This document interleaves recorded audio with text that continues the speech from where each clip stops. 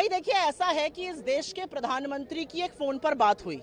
इस देश के प्रधानमंत्री, इस देश की सरकार ने कहा कि उन्होंने आप ही के माध्यम से पता, दो टूक सुना दी, खरी खोटी सुना दी। हमें लगा बहुत बढ़िया। उसके कुछ ही घंटे बाद ट्रंप आते हैं और वो 15वीं बार कहते हैं कि मैंने वॉर रुकवाई है। वो असीम मुनीर को लंच दे रहे हैं। वो कह रहे हैं असीम मुनीर एक बेहद बढ़िया शख्स है। वो अब नरेंद्र मोदी का शहबाज शरीफ से नहीं, असीम मुनीर से समकक्ष दिखा रहे हैं। तो अपनी सरकार की, अपने देश की तौहीन होते हम नहीं देख सकते हैं। और हमारा मानना है कि मोदी जी ने जो खरी खोटी फोन पर सुनाई थी, वो सार्वजनिक रूप से सर्वदलीय बैठक में या सदन आके खरी खोटी सुना दे। क्यों नहीं सुना पा रहे हैं? मोदी जी घबरा क्यों जाते हैं? असलियत यह है कि मोदी जी झूठ बोलते हैं, वो लोगों से झूठ बुलवाते हैं, वो अच्छे खासे डिप्लोमैट्स का करियर तबाह करने पर तुले हुए हैं और बार बार उनका झूठ पकड़ा जा रहा है। लेकिन ट्रंप ने एक्सेप्ट तो किया कि दोनों देश के आपसी सहमति से सीज फायर हुआ है। अब अंग्रेजी को भी तोड़ मरोड़ के आप लोग सरकार के हिसाब से इंटरप्रिटेशन करिएगा, वो अलग बात है। बहुत बड़ा सवाल तो एक ही है कि सरकार ने जब कल वक्तव्य दिया, वो हिंदी में ही क्यों दिया, वो अंग्रेजी में क्यों नहीं आया? चाहे वो विक्रम मिश्री जी का हो, चाहे वो एमईए का वक्तव्य हो।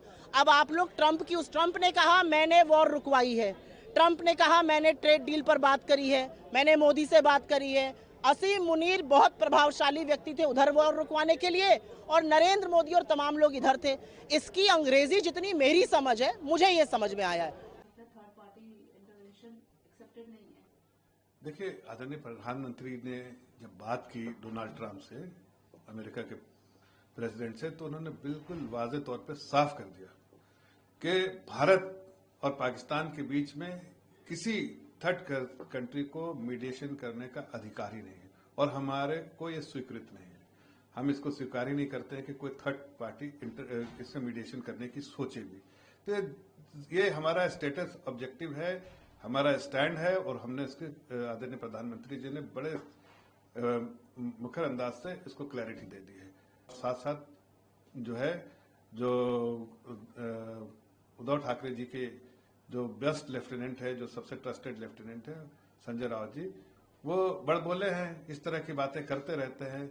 जैसे राहुल गांधी जी की टीम का कोई देश में संज्ञान नहीं लेता है, पाकिस्तान में संज्ञान लिया जाता है, वैसे इनके भी बातों का भी देश में कोई संज्ञान नहीं लेता है। मालूम है कि इनकी मंशा क्या है, मानसिक तौर से किस तरह के हैं, तो इनका संज्ञान भी पाकिस्तान में ही लिया जाता है। वहां की तालियां बटोरने के लिए ये कोशिश करते रहते हैं और उनको हेडलाइंस वहां मिल जाता है, ये खुश हो जाते हैं।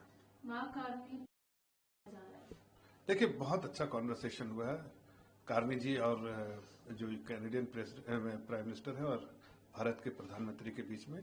उन्होंने इस बात को वाज़ेह किया कि भारत की जियोपॉलिटिकल स्पेस में क्या स्थिति है, कितना इंपॉर्टेंट है, और इसलिए उन्होंने कहा कि आगे भी कनाडा में प्रेसिडेंसी थी, G7 की इनवाइट किया, लेकिन अगले साल फ्रांस में भी होगा, उसमें भी भारत के प्रधानमंत्री दिखेंगे।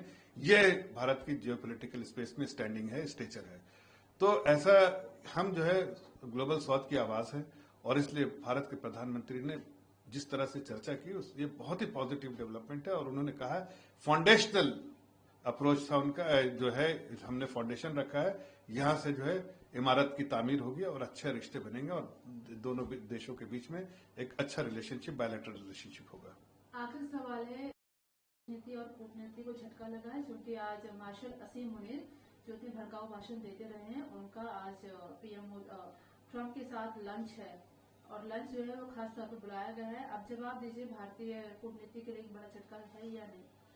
देखिए, जैसे मैंने कहा कि राहुल जी की टीम, उद्धव ठाकरे जी की टीम, इसके जो बड़े लेफ्टिनेंट हैं, वो मानसिक तौर से ये team team Rahul, team Uddhav Thackeray ji मानसिक तौर से देश विरोधी है। इनकी आवाज ही देश के खिलाफ उठती है और देश का नाम कहीं बदनाम करना उसके लिए उठती है। ऐसे में जयराम रमेश जी का जो बयान है, उससे साफ दिखता है कि वो देश को नीचा दिखाना चाहते हैं। अरे भाई, आपको इतनी समझ नहीं है कि आज देश का स्टेचर क्या है? तो आप कनाडा के प्रधानमंत्री को सुनिए, आप दुनिया के बड़े बड़े लीडर्स को सुनिए कि हिंदुस्तान को किस नजरिए से अब देखा जाता है। एक ग्लोबल साउथ की आवाज, उभरता हुआ पावरफुल नेशन, और ऐसे में जिसकी इतनी बड़ी इकोनॉमी हो, इतना बड़ा मार्केट हो, इस तरह से देखा जाता है और पाकिस्तान को एक कटोरा लेके भीख मांगने वाले देश को आतंकवादियों का देश समझा जाता है। इसमें अगर वो फर्क नहीं समझ पाते हैं तो मुझे लगता है कि वो देश को कहीं ना कहीं अपमानित करने का उनका जिनकी कोशिश होती है और सिर्फ ये कोशिश इसलिए होती है कि उन्हें पाकिस्तान में उनकी बातों का कहीं ना कहीं हेडलाइन बने, और राहुल गांधी जी कहीं ना कहीं कोशिश निशाने पाकिस्तान की कोशिश में लगे हुए हैं। घर के परिवार के लोगों को तो भारत रत्न मिला है, ये निशाने पाकिस्तान की कोशिश में लग गए हैं। Now the Mark Carney and PM Modi having a good conversation. So how do you see this kind of conversation? It was a very, very positive discussion between the two prime ministers. The Prime Minister of Canada has very candidly said that it's a very progressive conversation.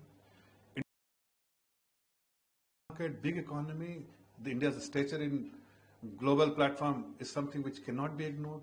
India is a nation which is powerful. India's leadership is something which the global leadership of each country acknowledges. That's a powerful nation, powerful leadership. And India's relations between India and Canada relations should improve. And what discussion they had, it was foundational kind of discussion. They have laid the foundation, and they will build a beautiful relationship between India and Canada over a period of time that will be beneficial for both the countries going forward.